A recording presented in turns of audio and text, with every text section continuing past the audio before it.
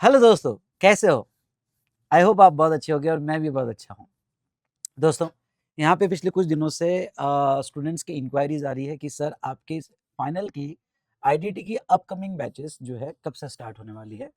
और हमारा टीम जो है सितंबर 26, जनवरी 27 या मई 27 में है और हमने आपकी आईडीटी की कौन-सी बैचेस प्लान करनी चाहिए।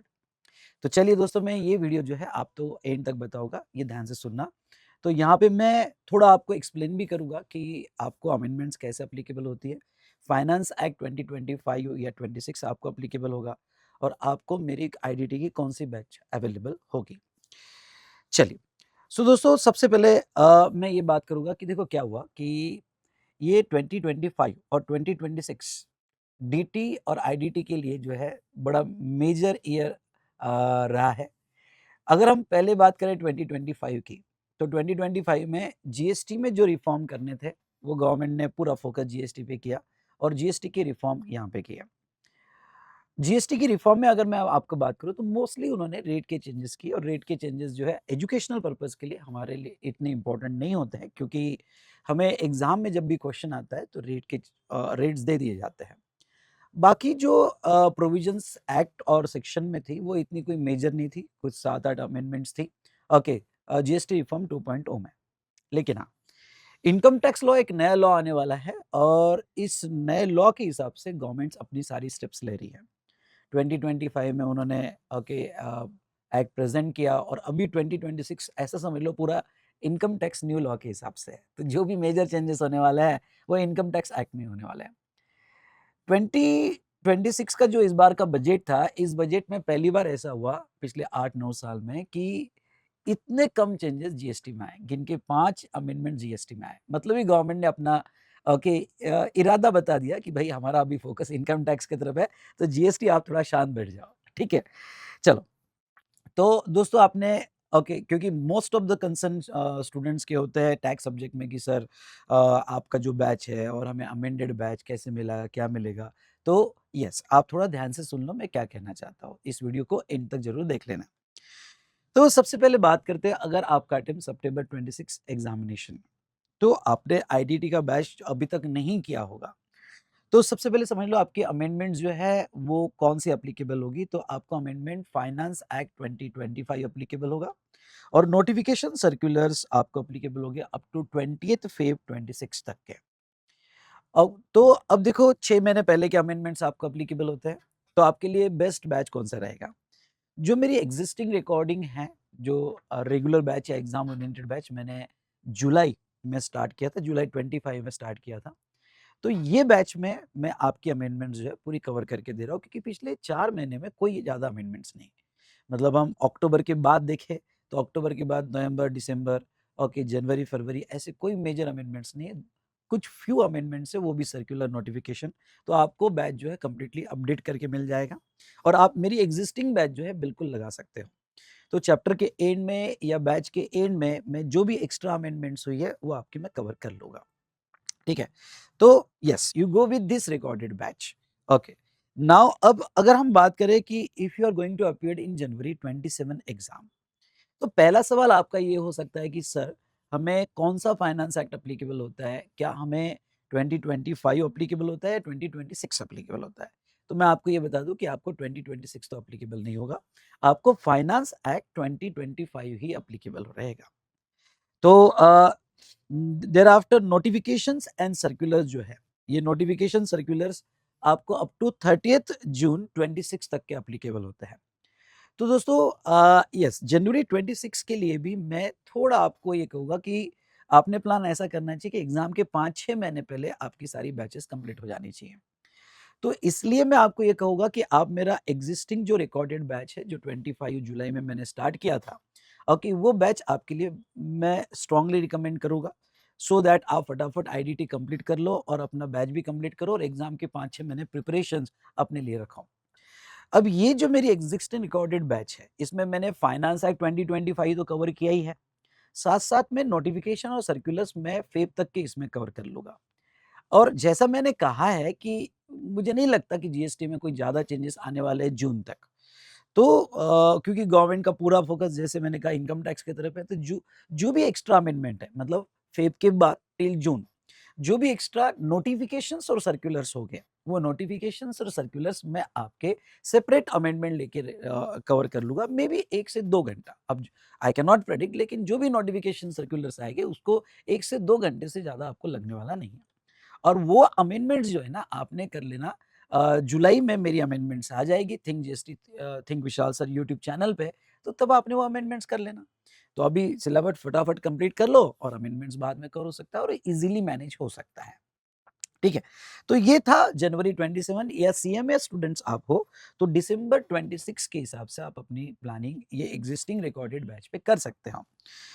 चलिए, अब कुछ स्टूडेंट्स का कहना हो सकता है कि भाई सर जनवरी 27 के लिए आपका कोई नया बैच नहीं आएगा क्या? नया बैच भी है, फ्रेश बैच भी है जिसके बारे में मैं बताऊंगा। लेकिन जैसा मैंने रिकमेंड किया आपको, आप अपना बैच लेके अपने कंफर्ट के हिसाब से कंप्लीट कर दो, वो ज़्यादा बेटर आपके लिए रहेगा। नाउ अब बात करते हैं, if you are going to appear in May 27 exam, तो May 27 एग्जाम के लिए मैं थोड़ा यहाँ आपको कहना चाहूंगा कि आपको फाइनेंस एक्ट 2026 अप्लीकेबल है। अब ये जो फाइनेंस एक्ट 2026 अप्लीकेबल है, इसमें अगर ये फाइनेंस बिल में देखो तो 5 चेंजेस किए हुए उन्होंने, बट आपको नोटिफिकेशंस और सर्कुलर्स 31 अक्टूबर 26 तक के अप्लीकेबल हो गए। तो इन शॉर्ट हमें 31 अक्टूबर तक के सारे नोटिफिकेशन और सर्कुलर कवर करने हैं। तो मैं कहूँ कि आपके लिए जो बेस्ट बैच है, ये बैच जो मैं न्यू फ्रेश बैच चालू करूंगा in first week of July. Okay, first week of July, sorry, available in first week of July. मैंने प्लान किया फर्स्ट वीक ऑफ जुलाई में, जुलाई 26 में, जिसकी एंड डेट हमारी 31 अक्टूबर, दिवाली के पहले पहले बैच हमारा खत्म हो जाएगा।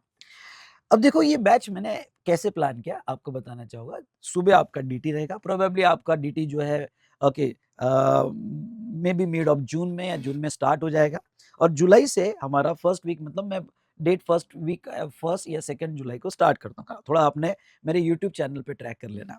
ओके, मैं कंटिन्यूस इससे रिलेटेड वीडियो देते रहूंगा।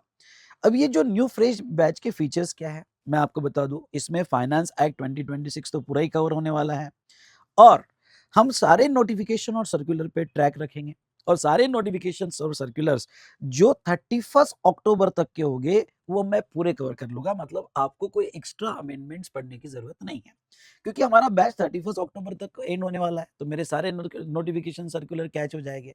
तो सबसे बेस्ट चीज क्या है इसकी, कि आपको कोई अमेंडमेंट्स एक्स्ट्रा देखने की जरूरत ही नहीं है। ठीक है, तो बेस्ट बैच आपके लिए यही रहेगा। अब आप ये कहोगे कि सर May 27 है और मुझे जो है थोड़ा अर्ली करना है, बैच जल्दी खत्म करना है, क्योंकि स्टूडेंट की ये साइकोलॉजी होती है कि सारे अकाउंट्स हो गया, एएफएम हो गया, बाकी सारे सब्जेक्ट्स हो जाते हैं, और वो आइदर ऑडिट या फिर मार्च अप्रैल में जो है वो आईडीटी का प्लान कर लेते हैं, क्योंकि वो सोचते हैं कि आईडीटी कर लेते हैं फिर बाद में सिर्फ डीटी पे फोकस करेंगे। तो ठीक है, आप अर्ली भी कर सकते हो। अब देखो मैं यहाँ पे 2 बातें कहूंगा। मैं आपको कहूंगा कि आप जुलाई बैच इसलिए लगाओ क्योंकि ये बैच में आपका मॉर्निंग में डीटी खत्म हो जाएगा और इवनिंग में 1.5 से 2.25 घंटा रोज डेली बेसिस पे आईडीटी खत्म हो जाएगा आपका। तो हमारा बैच 1.25 से 2 घंटे से ज्यादा नहीं चलने वाला। तो डीटी भी हो गया, आईडीटी भी हो गया, और आपको जो है दोनों का होमवर्क करने के लिए टाइम भी मिल जाएगा, और सारी अमेंडमेंट्स आपकी परफेक्टली कवर हो जाएगी। तब तक तो मैं ये कहूंगा बाकी सारे सब्जेक्ट करके रख दो। नेक्स्ट यहाँ पे आपकी सारी अमेंडमेंट्स भी कवर हो जाएगी, जो भी अपडेशंस आएगी, क्योंकि मोस्टली जीएसटी में अमेंडमेंट जीएसटी काउंसिल मीटिंग पे होते हैं। एंड थर्ड इंपॉर्टेंट बात जो है, ओके, आपको कुछ भी एक्स्ट्रा पढ़ने की जरूरत नहीं रहेगी। लेकिन कुछ स्टूडेंट्स को कुछ ऐसा प्लान करना है कि उनको अर्ली कंप्लीट करना है, मे बी अप्रैल या मई में यहाँ पे डीटी स्टार्ट होने के पहले। तो उनके लिए मैं एक सजेशन देना चाहूंगा कि आप जो है मेरी एग्जिस्टिंग रिकॉर्डिंग ले लो, और ये एग्जिस्टिंग रिकॉर्डिंग में मैं फेब तक की 2 अमेंडमेंट्स कवर करने वाला हूँ। ओके, तो फिर आपको जब आपका अटेम्प्ट आएगा मई के लिए, तो ये दोनों अमेंडमेंट्स, मतलब ओके, ये अटेम्प्ट की और ये अटेम्प्ट के अमेंडमेंट्स का मेरा एक वीडियो आएगा, वो अराउंड 3 से 4 घंटे का रहेगा। ओके, और मोस्टली अमेंडमेंट्स नोटिफिकेशंस और सर्कुलर्स की होगी। जैसे मैंने फाइनेंस एक्ट 2026 में अमेंडमेंट 5 ही है, तो ये 5 अमेंडमेंट्स और नोटिफिकेशन सर्कुलर्स की अमेंडमेंट्स होगी, जिसका आपको एक सेपरेट पूरा मैं अमेंडमेंट्स कवर करके दूंगा आपकी, और एक सेपरेट वीडियो आएगा आपके एग्जाम के पहले, बट मोस्ट प्रोबेबली जनवरी या फेब में आ जाएगा। तो आप वो अमेंडमेंट वीडियो बाद में भी दे सकते हो और अपना बैच अर्ली भी खत्म कर सकते हो। लेकिन लास्ट में मैं आपको यही कहूंगा, ये रिकमेंड करना चाहूंगा कि आप जो है कि ये फ्रेश बैच लगाओ। ओके, ये फ्रेश बैच में बहुत सारी चीजें, मतलब अब देखो आईडीटी है, मटेरियल अपडेशन चलते रहता है, क्वेश्चन अपडेशन चलते रहते हैं। ओके, कहीं पे कुछ चीजें मेरे को इंपॉर्टेंट लगती है, वो अपडेशन चलते रहता है, तो आपको एक कंप्लीट फ्रेश बैच मिल जाएगा। ठीक है, तो चलिए दोस्तों, मैंने जो है आपको बैच से रिलेटेड सारी डिटेल्स तो बता दी है। देखो, आपको जो मेरी आईडीटी की बैचेस है, ये 2 मोड में अवेलेबल होगी, एक रेगुलर और एक एग्जाम ओरिएंटेड। रेगुलर बैच और एग्जाम ओरिएंटेड बैच, अगर आप एग्जिस्टिंग बैच की बात कर रहे हो तो वो तो ऑलरेडी रिकॉर्डेड है और आप अपना प्लानिंग के हिसाब से ओके कोर्स ले सकते हो। पर दोनों बैचेस में इन डेप्थ डिस्कशन हुआ है। ओके बस इतना ही है कि रेगुलर बैच में जो प्रैक्टिस क्वेश्चंस है, थोड़ा बहुत हिस्ट्री या बैकग्राउंड है हमारे एक्ट का, वो मैंने एग्जाम के हिसाब से बनाया हुआ है। और रेगुलर बैच में मैंने ओके क्वेश्चन प्रैक्टिस थोड़ा ज़्यादा लिया है, प्लस जहाँ तक है बहुत से सेक्शंस रूल्स में मैंने बैकग्राउंड हिस्ट्री भी बताई है कि क्यों लाया गया है। तो ये जो है हमारा रेगुलर बैच जो है अराउंड 140 आवर्स का होता है, प्लस माइनस अमेंडमेंट के हिसाब से 4-5 आवर्स एक्स्ट्रा होते हैं, और एग्जाम ओरिएंटेड बैच 120 आवर्स का होता है, वही प्लस माइनस को ख्याल में रखते हुए। तो आप अपना प्लानिंग कर सकते हो। अभी जो हमारा बैच जुलाई में स्टार्ट होगा, वो बैच जो रहेगा रेगुलर बैच रहेगा, और उसका एग्जाम ओरिएंटेड बैच जो आएगा, वो एग्जाम ओरिएंटेड बैच जो है यहाँ पे 1-1.5 महीने बाद आएगा। तो आपको अगर जुलाई में प्लान करना है तो आप डेफिनेटली रेगुलर बैच के लिए प्लान कर सकते हो। तो दोस्तों, आई होप जो है आपको ये बात थोड़ी क्लियर हो गई होगी कि किस तरह से कि आपको बैचेस मिलेगी। तो बेस्ट प्लान मैं आपको ये कहूँगा, एग्जाम के पहले 5 महीने पहले सारे आपका कोर्सेज खत्म करके रखो, और अक्टूबर तक अगर आपका डीटी आईडीटी हो जाएगा तो आपके पास सफिशिएंट टाइम है। अगर देखा जाए, अगर आप मई 27 के लिए अपीयर्ड होने वाले हो, तो आपके पास सेल्फ स्टडी के लिए भी अच्छा खासा टाइम मिल जाएगा। ठीक है, तो चलिए, ये था हमारा अबाउट द आईडीटी क्लासेस। तो आप अपने हिसाब से प्लानिंग कर लो। Stay tune with my YouTube channel think GST think Vishal sir. मैं कंटिन्यूअस ये जो हमारी जुलाई की बैच है, ओके, जो 1 या 2 जुलाई से स्टार्ट हो जाएगी, इसके बारे में आपको कंटिन्यूअस अपडेट देते रहूँगा। हमारा मटेरियल कैसे रहेगा, उसके भी यूनिक फीचर आपको बताते रहूँगा। हाँ, अभी जो आपको इस बार की मटेरियल का यूनिक फीचर जो मैंने ऑलरेडी आईडीटी के बैच जो रिकॉर्ड किया है, 1 concept book, 1 questioner and 1 chart book, मतलब 480 पेजेस में पूरा यहाँ पे जीएसटी, कस्टम्स और फॉरेन ट्रेड पॉलिसी खत्म हो गई है। उसके बाद में जो है यहाँ पे अराउंड 500 पेजेस में पूरा क्वेश्चन बैंक हमने कस्टम्स मिला के, जीएसटी और कस्टम्स मिला के कवर कर लिया है, और एक 100 पेजेस की चार्ट बुक है जिसमें हमने एंटायर सिलेबस समरी फॉर्म में कवर किया है। तो यस, जैसे आपने जीएसटी सुना होगा, ओके, 1 नेशन 1 टैक्स 1 मार्केट, तो आईडीटीपी 1 question book, 1 concept book and 1 chart book पे बनाया गया है। तो चलिए दोस्तों, मिलते हैं नेक्स्ट सेशन में। Stay tune with my YouTube channel think GST think Vishal sir. Thank you so much.